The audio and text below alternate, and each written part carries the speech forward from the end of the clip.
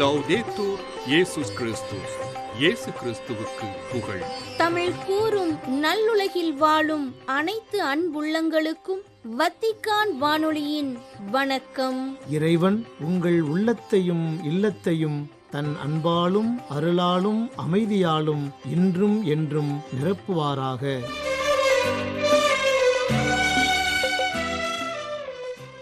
Vatican வானொலி நேயர்கள் அனைவருக்கும் அன்னை மரியின் விண்ணேற்பு பெருவிழா நல்வாழ்த்துக்கள் மற்றும் இந்திய திருநாட்டின் 79வது ஆண்டு சுதந்திர தின விழா நல்வாழ்த்துக்களையும் அன்புடன் தெரிவித்துக் கொள்கின்றோம். நேயர்களே, இன்றைய நம் நிகழ்வில் இடம்பெற இருப்பவை தடம் தந்த தகைமை மற்றும் அன்னை மரியின் விண்ணேற்பு பெருவிழா சிறப்பு செய்தி.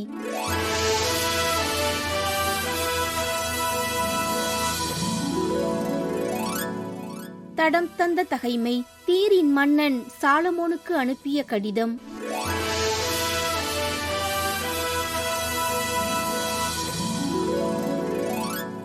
தீரின் மன்னன் ஈராம் சாலமோனுக்கு எழுதி அனுப்பிய மடலாவது: ஆண்டவர் தம் மக்களுக்கு அன்பு காட்டுகிறார், அதனால் உம்மை அவர்களின் அரசராக நியமித்திருக்கிறார். விண்ணகம் மண்ணகம் அனைத்தையும் படைத்த இஸ்ரேலின் கடவுளாகிய ஆண்டவர் வாழ்த்தப் பெறுவாராக. அவரே ஆண்டவராகிய தமக்கு ஓர் இல்லத்தையும் அரசராகிய உமக்கு ஓர் அரண்மனையையும் கட்டுவதற்கு விவேகமும் அறிவாற்றலும் உடைய ஞானியாம் உம்மை தாவீது அரசருக்கு மகனாக தந்தருளினார். எனவே அறிவும் திறமையும் படைத்த ஈராம் அபி என்பவனை நான் உம்மிடம் அனுப்புகிறேன். அவன் தான் குலத்தைச் சேர்ந்த ஒரு பெண்ணின் மகன். அவன் தந்தை தீர் நாட்டைச் சேர்ந்தவன். அவன் பொன், வெள்ளி, வெண்கலம், இரும்பு, கருங்கல், மரம் ஆகியவற்றிலும் ஊதா, நீலம், கருஞ்சிவப்பு நூல், மெல்லிய சணல் வகைகளிலும் வேலை செய்யும் திறன் மிக்கவன். எல்லாவித சித்திர சிற்ப வேலைகளையும் அறிந்தவன். அவனது வேலைக்கு தேவையானவற்றை எல்லாம் அவனே உய்த்துணரும் ஆற்றல் படைத்தவன். உம் கலைஞரோடும் உம் தந்தையும் என் தலைவருமான தாவீதின் கலைஞரோடும் இணைந்து வேலை செய்யக்கூடியவன். எனவே என் தலைவரே, நீர் வாக்களித்தபடி கோதுமை, வார்கோதுமை, எண்ணெய், திராட்சை ரசம் ஆகியவற்றை உம் பணியாளர்களுக்கு அனுப்பும். நாங்கள் உமக்கு தேவையான மரங்களையெல்லாம் லெபனோனில் வெட்டி அவற்றை தெப்பங்களாக கட்டி கடல் வழியாக யோப்பா வரை கொண்டு வருவோம். அங்கிருந்து அவற்றை எருசலேமுக்கு நீர் கொண்டு செல்லலாம் என்றார்.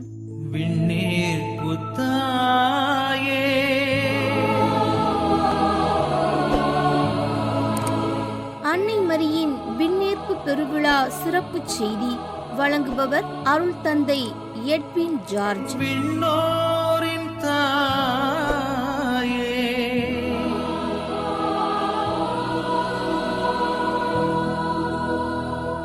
மண்ணோரின் மனதில். அன்னை மரியாவின் வாழ்வின் ரகசியம் அவரது பணிவு, தாழ்ச்சி எனும் பண்புகளே.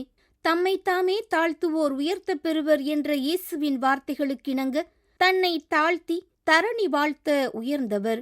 ஆண்டவரை எனது உள்ளம் போற்றி பெருமைப்படுத்துகின்றது, ஏனெனில் அவர் தம் அடிமையின் தாழ்நிலையை கண்ணோக்கினார் என்ற பாடல் வரிகளுக்கு ஏற்ப அன்னை மரியா பணிவு எனும் தனது பண்பை பாருலகிற்கு வெளிப்படுத்தினார். இச்செயலே இறைவனின் பார்வை அவர் மீது திரும்ப காரணமாக இருந்தது. அவரை விண்ணகத்திற்கும் எடுத்துச் சென்றது. இறைவனால் தான் நிரப்பப்படுவதற்காக தாழ்நிலையை தேர்ந்து கொண்ட அன்னை மரியா அருள் நிறைந்தவராக மாறினார். 4 சுவர்களுக்குள் ஓர் எளிமையான வாழ்வை வாழ்ந்த அவர் முழு உடலோடும் ஆன்மாவோடும் விண்ணகத்திற்கு எடுத்துச் செல்லப்படும் பெருமை பெற்றார். பணிவு எனும் பண்பால் வானுலகிற்கு எடுத்துச் செல்லப்பட்ட அன்னை மரியாவின் விண்ணேற்பு பெருவிழா நமக்கு நம்பிக்கை தரும் வகையில் அமைந்துள்ளது. இத்தகைய பெருவிழாவின் சிறப்பு கருத்துக்களை நம்முடன் பகிர்ந்து கொள்ள இருப்பவர் அருள் தந்தை எட்வின் ஜார்ஜ். சலேசிய சபை அருள் பணியாளரான அருள் தந்தை எட்வின் ஜார்ஜ் அவர்கள் தத்துவ இயலில் முனைவர் பட்டம் பெற்றவர். தமிழகத்தில் உள்ள பூவிருந்தவள்ளி குருமடம், இலங்கை, நைஜீரியா மற்றும் இந்தியாவில் உள்ள சலேசிய சபை குருமடங்களிலும் கல்வி கற்பித்தவர். தற்போது ரோமில் உள்ள மரியானும் பல்கலைக்கழகத்தில் மரியியல் சார்ந்த ஆராய்ச்சியினை நிறைவு செய்துள்ளார். தந்தை அவர்களை அன்னை மரியின் விண்ணேற்பு பெருவிழா பற்றிய சிறப்பு கருத்துக்களை எடுத்துரைக்க எம் வத்திக்கான் வானொலி நேயர்கள் சார்பில் அன்புடன் அழைக்கின்றோம். வத்திக்கான் வானொலியின் உலகளாவிய நேயர்கள் உங்கள் ஒவ்வொருவருக்கும் இயேசுவின் உன்னத மகிமைமிக்க பெயரில் வாழ்த்துக்களும் வணக்கங்களும். இயேசுவே ஆண்டவர், மரியே வாழ்க. ஆகஸ்ட் திங்கள் 15ஆம் நாள் தாய் திருச்சபையானது அகில உலக அளவில் இறை அன்னை மரியாளின் விண்ணேற்பு பெருவிழாவை ஒவ்வொரு ஆண்டும் சிறப்பாக கொண்டாடுவதை நாம் நன்கு அறிவோம்.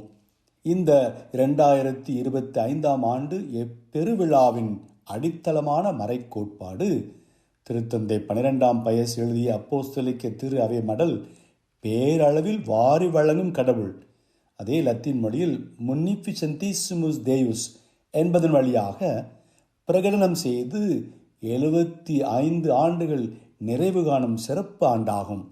1950ஆம் ஆண்டு நவம்பர் திங்கள் முதல் நாளில் அமல உற்பவியாகிய கடவுளின் தாய், எப்பொழுதும் கன்னியான மரியா தனது மன்னக வாழ்க்கை பயணத்தை முடித்த பின் விண்ணக மகிமைக்கு ஆன்மாவோடும் உடலோடும் எடுத்துக்கொள்ளப்பட்டார். எனவே யாராவது வரையறுக்கப்பட்ட இந்த மறைக்கோட்பாட்டை மறுத்தாலோ சந்தேகித்தாலோ அவர் இறை நம்பிக்கையிலிருந்தும் கத்தோலிக்க நம்பிக்கையிலிருந்தும் பிறண்டு விட்டார் என்று அறிந்து கொள்ளட்டும் என்று அதிகாரப்பூர்வமாகவும் இறை மக்களின் நம்பிக்கையின் கோட்பாடாகவும் அறிவித்து பின்பற்ற அழைக்கப்பட்டோம். இதையே 2ஆம் வத்திக்கான் திருச்சங்க ஏடான இறை திட்டத்தில் திருச்சபை எண் 59 மரியாளின் விண்ணேற்ற கோட்பாட்டை மீண்டும் உறுதி செய்து வழிமொழிந்தது. பேரன்பு கொண்ட இறை நம்பிக்கையாளர்களே, மரியாளின் அன்பு பக்தர்களே, இந்த விண்ணேற்ற அன்னையின் மறைக்கோட்பாட்டின் சரியான புரிதல் என்ன? உலகளாவிய சமூக, அரசியல், சமய சீர்கேடுகள், நாடுகளுக்கிடையேயான போர்கள், இயற்கை இடர்பாடுகள் நடுவில் இம்மறியியல் கோட்பாடு நமது மன்னக அன்றாட வாழ்விற்கு தாங்கி வரும் உறுதியான விழுமியங்கள் தான் யாவை?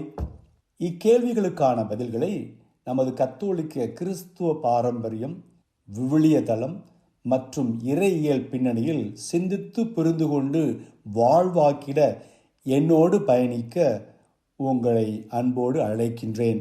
முதலாவதாக, இம்மறை கோட்பாட்டில் திரு அவை ஏற்கனவே பிரகடனம் செய்த அன்னை மரியாளின் பிற மறை கோட்பாட்டுகளான மரியாள் இறைவனின் தாய், மரியாள் என்றென்றும் கன்னி, மரியாள் அமல உற்பவி என்ற 3 அடங்கியுள்ளன. 4ஆவதாக, இறை அன்னையின் விண்ணேற்பு முந்தைய 3ஐயும் அடித்தளமாக கொண்டு அவைகளின் முத்தாய்ப்பாகவும் பயனாகவும் மணிமகுடமாகவும் 20ஆம் நூற்றாண்டின் இடையில் அறிவிக்கப்பட்டு பின்பற்றப்படுகின்றது. 2ஆவதாக, இம்மறை கோட்பாட்டில் திருத்தந்தை 12ஆம் பயஸ் மரியாளின் இறப்பை பற்றிய கேள்விக்கு எந்தவித பதிலும் கொடுக்கவில்லை. இதற்கு முன்பும் பின்பும் சில இறையியலாளர்கள் இறைவனின் தாய் மரியா உண்மையில் இறக்கவில்லை, மாறாக தம் மன்னக வாழ்வின் இறுதியில் உடலோடு வானதூதர்களால் எடுத்துக்கொள்ளப்பட்டார் என்று கற்பித்தனர். ஆனால் இதை பற்றி தனது மறைக்கல்வி உரையில் திருத்தந்தை புனித 2ஆம் ஜான் பவுல் என்ன கூறுகின்றார் தெரியுமா? நாசிரேத்து மரியா அவருடைய உடலளவில் இறப்பை அனுபவித்திருக்க முடியுமா என்ற ஒரு கேள்வி கேட்டுவிட்டு அதற்கு பதிலாக அவரின் மகனோடு மரியாளுக்கு இருந்த தொடர்பையும் அவரின் முடிவையும் தியானிக்கையில் ஆம் என்று பதிலளிப்பதே முறையானதாக தோன்றுகிறது. இயேசு கிறிஸ்து இறந்ததினால் அவருடைய தாய்க்கு அதற்கு எதிரானது ஒரு நிலைப்பாட்டை எடுப்பது மிகவும் கடினமானதாகும் என்கிறார். இதற்கு மேற்கோள் காட்டும் விதத்தில் 8ஆம் நூற்றாண்டில் வாழ்ந்த இறையியலாளரான புனித ஜான் தமசீன் எழுதியுள்ளதை எடுத்துரைக்கிறார். மரியாவின் மாசற்ற உடலானது இறப்பிற்கு ஏன் உட்படுத்தப்பட வேண்டும் என்ற கேள்வி கேட்டு அதன் பிறகு அதற்கு அவரே கூறும் பதில், இயற்கையின் ஆண்டவர் கூட இறப்பின் அனுபவத்தை மறுக்கவில்லை என்பதனால் இறக்கும் நிலையை விளக்குவது என்பது தவிர்க்க முடியாத ஒன்றாகும். உண்மையில் உடல் அளவில் இறந்தார், இறப்பின் வழியாக இறப்பை தோற்கடித்தார், அழிவின் மீது அழிவில்லாமையை வழங்கினார், மேலும் இறப்பையே உயிர்ப்பின் ஊற்றாகச் செய்தார். ஆகையால் சாவையை மீட்பின் கருவியாக மாற்றிய இறை மகனை விட தாயானவள் உயர்ந்தவர் அல்ல. மரியாவின் இறப்பு நிகழ்வுகளை பற்றி எந்தவித தரவையும் புதிய ஏற்பாடுகள் தரவில்லை எனினும், இயற்கையான மரணத்திடமிருந்து மரியாளை விலக்கி வைக்க விரும்புகின்ற எண்ணமானது ஆதாரமற்ற ஒன்றதாகத்தான் தோன்றுகிறது. மேலும் பிரான்சிஸ்கு சலேசியார் இதனை அன்பின் வழியாக அன்பிலிருந்து அன்பில் என்ற கூற்றின் வழியாக இறந்த இறைமகன் இயேசுவின் மீது வைத்த அன்பினால் இறைவனின் தாயானவள் இறந்தாள் என்று விளக்கியுள்ளார். மூன்றாவதாக, மரியாவின் விண்ணேற்பு பற்றிய முதல் தடயமானது 3வது நூற்றாண்டில் எழுதப்பட்ட அப்போக்ரிஃபல் புக்ஸ், அதாவது அதிகாரப்பூர்வமற்ற ஆகமங்களிலும், டிரான்சிட்டுஸ் மரியே, அதாவது மரியாவுடைய இடம்பெயர்தல் என்ற நூலிலிருந்தும் இதை பற்றி கூறியிருப்பது நமக்கு வியப்பிற்குரியதாக இருக்கின்றது. மரியாவின் சாவு, நல்லடக்கம், காலியான கல்லறை, பாடுதர்கள் புடைசூழ திருத்துதர்கள் முன்னிலையில் மரியாள் விண்ணகத்துக்கு எடுத்துச் செல்லப்பட்டதாக இந்நூட்கள் அறிவித்துள்ளன. இவற்றை கீழ்த்திருச்சபையிலும் மரியாளின் துயில் என்று ஒட்டுமொத்தமாக அன்றிருந்தே ஆகஸ்ட் 15 கொண்டாடப்பட்டுதான் வந்திருக்கின்றது. நான்காவதாக, மரியாளின் உடல் ஆன்மா விண்ணேற்பு கடவுள் மரியாவிற்கு தந்த உயர்ந்த கொடை, விண்ணுலக பரிசு என்றும் சுட்டிக்காட்டப்பட்டுள்ளது. இதில் மற்ற மனிதர்களுக்கு, அதாவது நமக்கு, உடலின் உயிர்த்தெழுதலானது உலகின் முடிவில் நடக்கும் என்பது உறுதி. இதுதான் கத்தோலிக்க படிப்பினை. ஆனால் மரியாவுக்கோ அவருடைய உடலை முன்னதாகவே மகிமைப்படுத்தியது அவருக்கென தனிப்பட்டதொரு சலுகையாகும், கடவுளின் விதிவிலக்கு செயலாகும் என்பதை நாம் புரிந்து கொள்ள வேண்டும். ஐந்தாவதாக, இக்கோட்பாட்டில் மரியாளின் விண்ணேற்புக்கு எந்த விதமான நேரடியான விவிலிய ஆதாரங்களோ தரவுகளோ இல்லை என்றாலும், இந்த கோட்பாட்டை திரு அவையின் மூப்பெரும் தந்தையர்களின் படிப்பினையிலும் அன்றைய ஆயர்களின் பரிந்துரைகளும் இறை மக்களின் நீண்டகால இறை நம்பிக்கைகளும் பிரகடனம் செய்ய உறுதுணையாக இருந்தது பல விவிலிய பகுதிகள்தான். அவை யாவன: திருப்பாடல் 132 8வது வசனம், ஆண்டவரே நீர் வல்லமை விளங்கும் பேழையுடன் உமது உறவிடத்துக்கு எழுந்தருவீராக என்பது ஆண்டவர் உயிர்ப்பையும் உடன்படிக்கையின் பேழையாக இருந்த மரியாளின் விண்ணேற்பையும் குறிக்கின்றது எனலாம். அதே போல திருப்பாடல் 45 பாடப்பட்டுள்ள 9வது வசனம், ஓபீரின் பொன்னணிந்து வளப்புறம் நிற்கின்றாள் பட்டத்து அரசி என்பதில் விண்ணுலக அரசியான மரியாள் தென்படுகிறாள். மேலும் லூக்கா நற்செய்தியின் முதல் அதிகாரத்தில் கபிரியேல் இறைத்தூதரின் வாழ்த்து, அருள்மிக பெற்றவரே வாழ்க, ஆண்டவர் உம்மோடு இருக்கிறார் என்பதும், மரியா எலிசபெத்தை சந்தித்த பொழுது எலிசபெத்து உறக்க கூறிய பெண்களுள் நீர் ஆசி பெற்றவர் என்ற வாழ்த்துரையும் அன்னையின் விண்ணேற்புக்குரிய மகிமையை முன்கூட்டியே சுட்டி காட்டுகின்றன.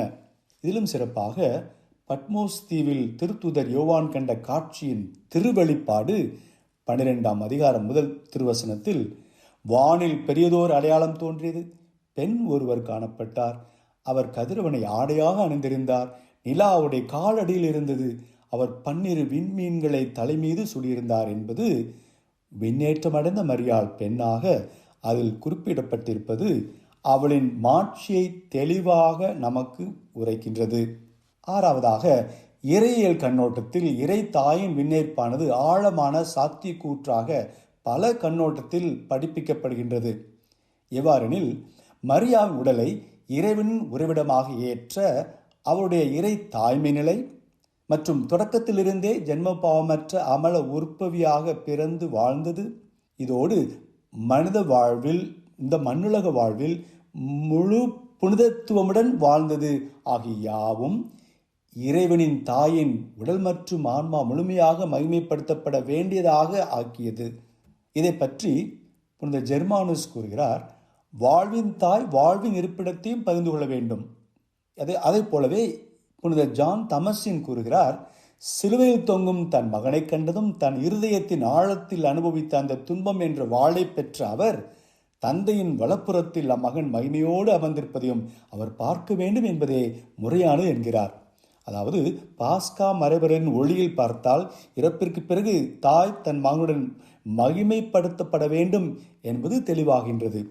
ஏழாவதாக, கன்னிமரியின் விண்ணேற்பு ஒரு முழுமையானது ஒரு கிறிஸ்துவியல் உறுதிப்பாடே. எப்படி என்றால், மரியாளின் மாட்சி கிறிஸ்துவின் மாட்சியிலிருந்துதான் புலப்படுகின்றது. மேலும் திரு அவை இறையியலின் வழியாக மரியாவின் விண்ணேற்பு தெளிவுபடுத்துவது இரண்டு உண்மை கூற்றுகள். முதலாவது, இயேசுவின் இரண்டாம் வருகை நமக்கு உறுதிப்படுத்துகின்றது. இரண்டாவது, இறுதி நாளில் விசுவாசிகளாகிய நாம் அனைவரின் உடல் உயிர்ப்பு பெறுவதும் நிலைநிறுத்தப்படுகின்றது. ஆகையால் தான் இந்த அன்னையின் விண்ணேற்பு விழா மகிழ்ச்சியின் கொண்டாட்டத்தை நாம் நமது மகிமையின் இலக்காகவும், நமது உடலின் மாண்புக்குரியதாகவும், மறு உலக உண்மைகளின் நிலைப்பாடாகவும், நம் எதிர்நோக்கின் பாரம்பரிய அடையாளமாகவும், புனிதர்களின் உறவின் நிலை அடையாளமாகவும், இறை செயலின் வெளிப்பாடாகவும் உணர்ந்து ஏற்று மதித்து என்பிக்க வேண்டும். ஆகவே அன்புக்குரியவர்களே, இறுதியாக இன்றைய மரியியல் இறை வல்லுநர்களான ஒரு சிலரின் இதையொட்டிய கருத்துக்களை கூற்றுகளாக நாம் தியானிப்போம். சால்வத்தோரே பரேலா என்பவர் கூறுவது, மரியின் விண்ணேற்பு மானிடத்தின் முன்னுதாரணம், அதாவது இம்மண் உலக வாழ்விற்கும் மறு உலக நிலையான வாழ்விற்கும் உறுதியான முன்னுதாரணம் ஆகும் என்கிறார். மற்றும் சபினோ பலும்பியேரி என்பவர் கூறுவது, மரியின் விண்ணேற்பு மனிதகுல துன்பங்களுக்கு ஏற்ற கடவுளின் பதில், அதாவது துன்பங்கள் வழியாக துன்பங்களிலிருந்து இறைவனின் கடப்பு சிறப்பு நமக்கும் உறுதியளிக்கின்ற நற்செய்தி. மற்றொரு இறையாளர் ஸ்டெஃபனோ தி ஃபியரஸ் என்பவர் கூறுகிறார், மரியாளின் விண்ணேற்பு மனித குலத்திற்கான எதிர்நோக்கு மற்றும் பேராறுதலின் சிறந்த அடையாளம். அதாவது மரியாள் தனது விண்ணேற்பின் வழியாக நமக்கு நம்பிக்கைக்குரிய எதிர்நோக்கி தருகின்றார். ஆகவே அன்பார்ந்தவர்களே, தனது விண்ணேற்பின் மகிமையினால் மரியன்னை முழு விடுதலை பெற்று வீர நங்கையாக நமது மனித விடுதலைக்கு வழிவகுத்து வினை நோக்கி உயிரே சென்று வானுலக அரசியாக வீற்றிருக்கின்றார். நம் வாழ்வின் நலனுக்காக பரிந்து பேசுகின்ற ஈடில்லா இடைநிலையாளர், நமது பாவ மன்னிப்பிற்காக இறை இரக்கத்தை இறைஞ்சு பெற்று தருகின்ற இரக்கத்தின் அன்னை. ஆம், ஆகட்டும் என்ற அவளின் அர்ப்பணிப்பு வாழ்வை நமது இறை நம்பிக்கையின் வழிமுறையாக பின்பற்றி இயேசுவின் உண்மையான சீடர்களாக வாழ்வோம். அவரின் உதவியை என்றும் தயங்காமல் நாடுவோம். இந்நன்னாளில் 78ஆம் ஆண்டின் சுதந்திர தின விழாவை கொண்டாடும் நம் இந்திய தாய் நாட்டின் உண்மையான வளர்ச்சியின் உயர்வை விண்ணேற்பு அன்னையின் வழியாக அனைத்து இந்தியர்களும் இந்திய தலைவர்களும் பெற்று மகிழ வேண்டுவோம். விண்ணேற்பு அன்னையின் பெருவிழா வாழ்த்துக்கள் உங்கள் அனைவருக்கும் உரித்தாகட்டும். மரியே வாழ்க. ஜெபம். இறை அன்னையே, அருள் ஆசி பெற்றவளே, மனிதகுல மீட்பிற்காக இறைவனின் திட்டத்திற்கு இசைந்தவர் நீரே. திருமகன் இயேசுவின் இறைப்பணியில் இணைந்து பயணித்தது போல எங்கள் வாழ்விலும் உடனிருந்து பாதுகாத்து வழிநடத்துவீராக. ஆவியின் ஆற்றலால் உம்மை போல் நாங்களும் வானுலக எண்ணத்தை நோக்கி இறை அரசின் மதிப்பீடுகளை உள்வாங்கி நீதி, உண்மை, தூய்மை, எதிர்நோக்கு மற்றும் பிறர் அன்பின் சாட்சிகளாக அர்ப்பணித்து வாழ உதவியருளும். ஆமென். நன்றி தந்தையே. மிக எளிமையாக சிறப்பாக அன்னை மரியின் விண்ணேற்பு பெருவிழா பற்றிய கருத்துக்களை எங்களுடன் பகிர்ந்து கொண்டீர்கள். உங்களது பணி சிறக்க எம் வத்திக்கான் வானொலி நேயர்கள் சார்பில் வாழ்த்துக்களும் ஜெபங்களும். அன்னை மரியாவின் விண்ணேற்பு பெருவிழா சிறப்பு செய்தி என்ற தலைப்பில் இன்றைய நிகழ்வினை உங்களுக்கு வழங்கியது வத்திக்கான் வானொலி.